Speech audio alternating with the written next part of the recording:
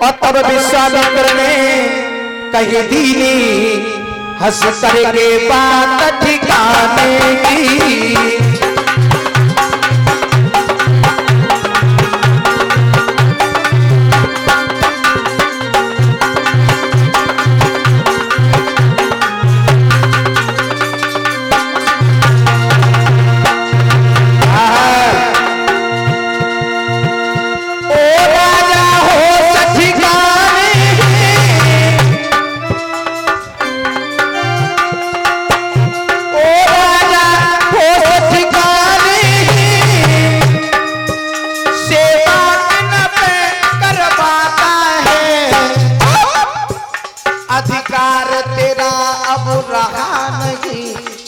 किन पे हुक्म चलाता है।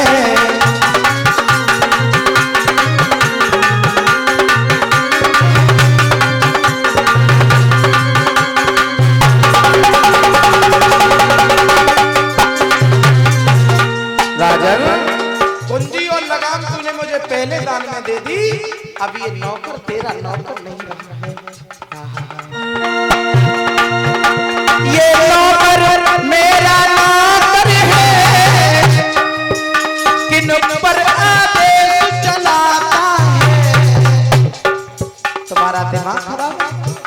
अब यहाँ के राजा हम हैं हम। ये नौकर मेरा नौकर है, किन पर आदेश चलाता है।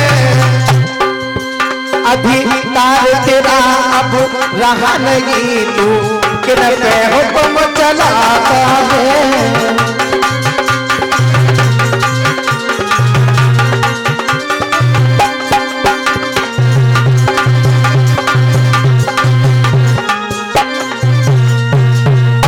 ये नौकर, अरे ये नौकर तेरा नौकर नहीं, आज से मेरा नौकर है। महाराज हरिश्चंद्र के पैरों तले धरती खिसक गई। सब कुछ चले जाने के बाद भी हम महाराज के कर्जेदार रहे। महाराज माफ करना, हम क्या करें? विश्वामित्र कहने लगे, एक बात सुनो, साध के हमारे कान में कह दो कि हम तुमसे हार गए। विश्वामित्र बोले, चुपचाप मेरे कान में कह दो हम तुमसे हार गए, हम तो बहुत संतोषी महात्मा हैं, चुपचाप तुम्हारे घर से बाहर चले जाएंगे। हेलो श्री राधे।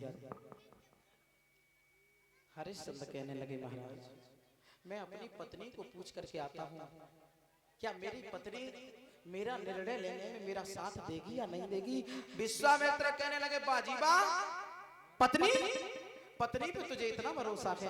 अब बोले, अरे काऊ दिन पाले सुआई उड़ी जाएंगे, काऊ दिन पाले सुआई उड़ी जाएंगे।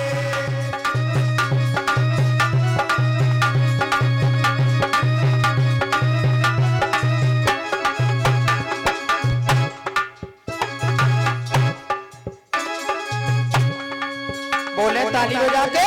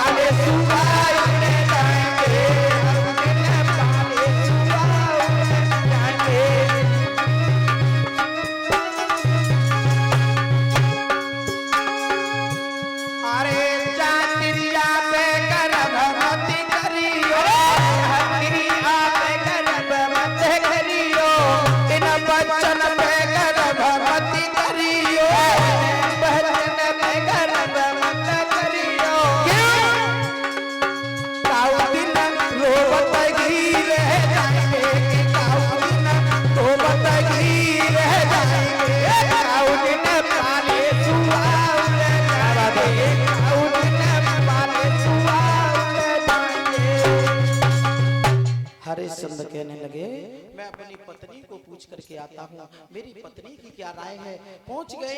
तारा रानी ने जब आते देखा, आज देखा है कि महाराज का चेहरा जो है वो अकुला रहा है। पूछ बैठी महारानी क्या कारण है महाराज। जब जब आंगन में आते थे बड़े प्रसन्न दिखाई दिया करते थे, लेकिन आज क्या चक्कर है, ये फूल जैसा खिलने वाला चेहरा मुरझाया हुआ है।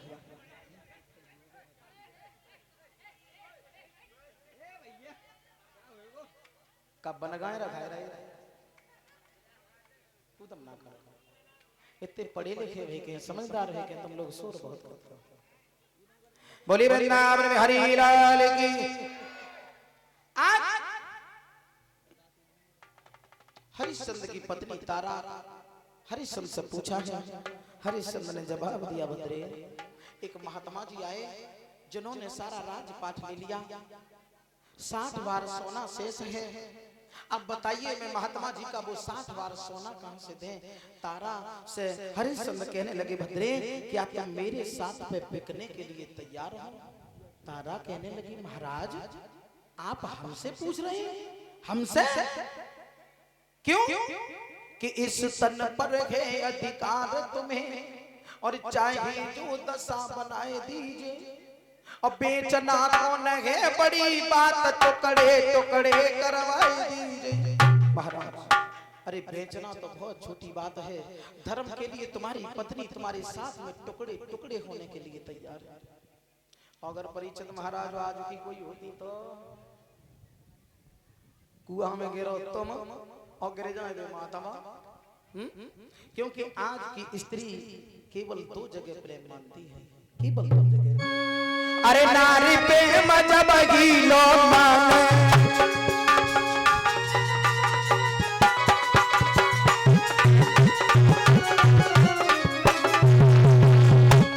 कब तक नारी प्रेम जब हीलो माने, धन बल जोर बराबर जाने।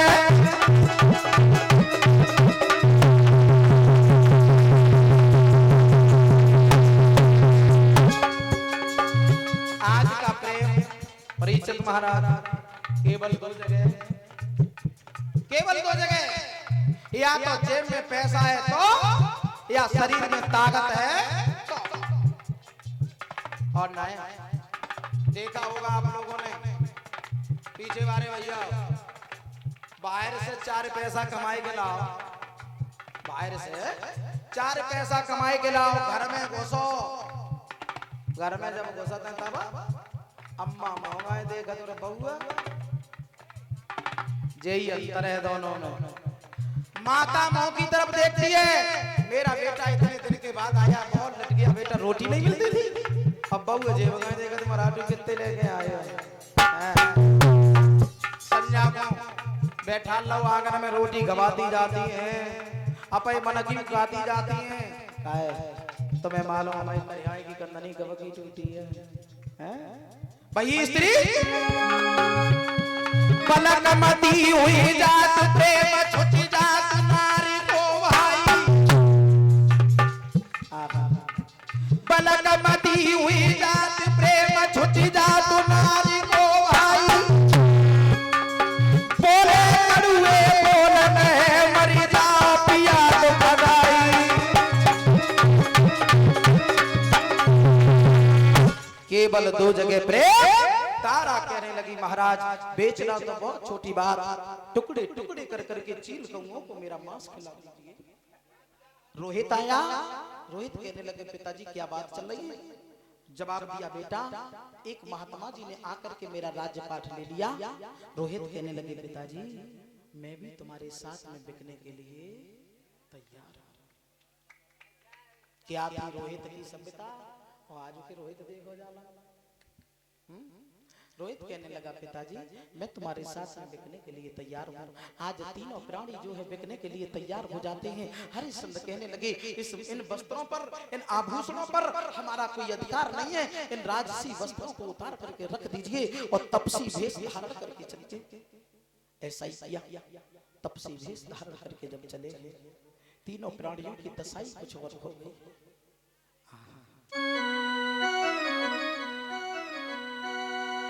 रानी को सब श्रृंगार छुटो, केवल एक साड़ी मोटी है, बेटा पर केवल धोती है, राजा पर एक लगोती है।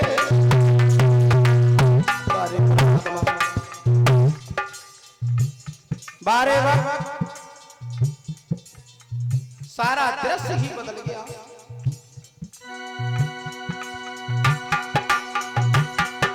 रानी को सब श्रृंगार छुटो,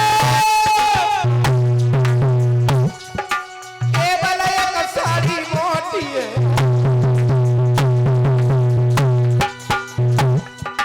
राजा पर केवल धोती है,